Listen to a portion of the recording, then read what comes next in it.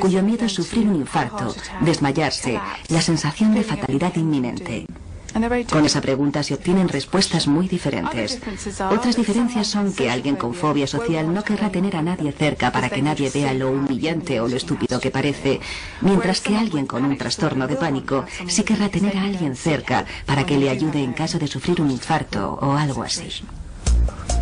Y las rutas del cerebro que están activadas también diferirán dependiendo del trastorno que se padezca. Cuando se han estudiado grupos de personas con estas afecciones y se han analizado qué partes del cerebro se encienden y cuáles se disparan en una situación que provoca ansiedad, parece que también son diferentes dependiendo del trastorno que se sufra. Por tanto, con la ansiedad social parece haber más actividad en la parte pensante del cerebro y en la amígdala que coordina la respuesta de la ansiedad. El trastorno por pánico activa esas dos partes del cerebro, pero también la parte inferior y más primitiva del cerebro responsable del lado físico de la ansiedad. Lo que se hace como resultado de la ansiedad también difiere. Alguien con fobia social, a quien no le gusta comer en público, se sentará de espaldas a la puerta para que nadie le pueda ver comer. Mientras que alguien con un trastorno de pánico se sentará muy cerca de la puerta para poder salir corriendo si sufre un ataque de pánico. Igualmente, en la cola de un supermercado, las personas con fobia social sentirán cada vez más ansiedad a medida que se acercan a la caja, porque alguien les va a mirar. Van a tener que firmar su tarjeta y les temblará la mano y todo el mundo lo verá. Sin embargo, alguien con trastorno de pánico se sentirá cada vez más angustiado porque no puede salir de ahí. La agorafobia de Sandra era tan intensa que evitaba salir de casa. Sin embargo, no le impedía estar con gente. No padecía fobia social. No tenía problemas con los grupos sociales, pero salir y dejar la seguridad de mi casa era mi zona segura. Necesitaba el contacto con la gente, porque yo soy una persona muy sociable, igual que mi marido. Los dos lo somos. Pero tener gente en mi casa era algo diferente. Los ataques de pánico que tenía me incomodaban mucho, porque tenía que irme al dormitorio o al baño para intentar que se me pasaran.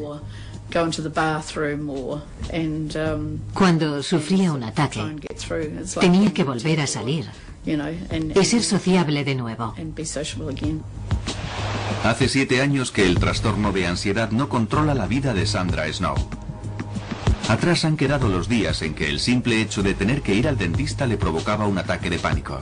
Lo peor fue un día que me dolía una muela y no podía salir de la cama. No podía parar de llorar. Sentía mucha pena de mí misma. Nunca tuve ganas de suicidarme. Nunca quise acabar con mi vida, pero sentía que ya había tenido bastante. Y fue entonces cuando llamé a la Asociación de Fóbicos. Sandra habló con alguien que había pasado por lo mismo que ella, y eso fue muy tranquilizador. Me explicó lo que yo estaba sintiendo. Le di un nombre. Yo no era estúpida, no estaba loca. La gente cree que cuando se tiene una enfermedad mental, se está loco. Hay muchos prejuicios en torno a las enfermedades mentales, y yo también los tenía, pero eso era antes. Evidentemente ahora no los tengo. Otra cosa que Sandra ya no tiene es una mente llena de pensamientos negativos. No siempre podía quitarme de la cabeza todos esos pensamientos negativos. No podía. Estaban ahí. Y no era por falta de confianza o porque no me sintiera bien conmigo misma. No era eso. Sin embargo, no podía librarme de ellos. Siempre estaban ahí. Estaban en mi cabeza permanentemente. Y no me podía acostumbrar a ellos. Pero no podía librarme de ellos tampoco. Durante años, Sandra intentó solucionarlo sola con cintas de relajación y obtuvo alguna mejoría con su ansiedad. Pero era temporal. Me sentía bien. Me iba a dormir por la noche, pero al día siguiente todo seguía igual. Y aunque quería mejorar, sabía que no podría conseguirlo sola. Tras años de aislamiento en su propia casa por ansiedad aguda, finalmente Sandra fue a ver a un psiquiatra. El psiquiatra me dijo que tenía un desequilibrio químico, ya que mis niveles de serotonina estaban muy bajos. Una parte clave en el sistema de comunicación del cerebro, la serotonina neuroquímica, lleva señales por la sinapsis, los huecos que hay entre las células cerebrales. Los antidepresivos también se recetan para tratar la ansiedad. Funcionan inhibiendo la recaptación de serotonina y aumentan la cantidad que circula en la sinapsis. Las rutas de la serotonina en el cerebro comienzan en su parte primitiva, el cerebro central, y lo atraviesan. Y eso explica que el aumento de los niveles de serotonina tenga efectos beneficiosos en todos esos sistemas. Sandra no estaba muy convencida acerca de la medicación. Estuve llorando todo el camino de regreso a casa, pero sentía que era lo correcto. Sentía que estaba haciendo algo positivo y en el fondo me sentía bien. Y a pesar de que no fue fácil al principio, la vida de Sandra empezó a cambiar lentamente. Las primeras 2 semanas me sentía fatal, no me sentía bien y pensaba, ¿habré hecho lo correcto? Y después, poco a poco, empezó a apetecerme salir. Sentía que podía hacerlo y no me encontraba enferma ni incómoda. Poco a poco empezamos a dar pequeños paseos en coche, caminando por el barrio, y todo se fue arreglando. La medicación es uno de los 2 tratamientos principales para los trastornos de ansiedad y a menudo se combina.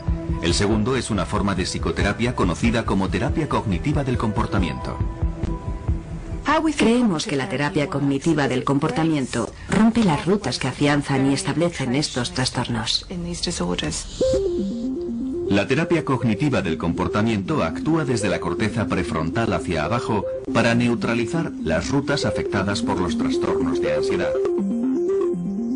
Una parte de dicha terapia es aprender a conocer los síntomas y romper el ciclo de ansiedad antes de que éste se produzca. Es duro, porque cuando te das cuenta de que estás angustiado, tu respiración se acelera automáticamente. Y claro, es muy difícil percatarse cuanto antes y decir, vaya, estoy teniendo ansiedad. Necesito concentrarme en la respiración. No se puede controlar sin que la gente se dé cuenta de que le está pasando, y eso ralentiza mucho las cosas. Pero cuando las cosas se tranquilizan, los síntomas empiezan a desaparecer. La terapia cognitiva del comportamiento también rompe las rutas de ansiedad intentando influir en cómo uno se siente. Las emociones son experiencias muy fuertes y también relativamente primitivas. Las emociones hacen trabajar a una parte del cerebro conocida como sistema límbico, y aprendiendo a controlar la manera de pensar, se pueden controlar de alguna manera las emociones y los síntomas físicos de la ansiedad. Un fóbico social, cuando está entre gente, piensa que todo el mundo le observa y odia ser el centro de atención porque está convencido de que va a hacer algo verdaderamente embarazoso.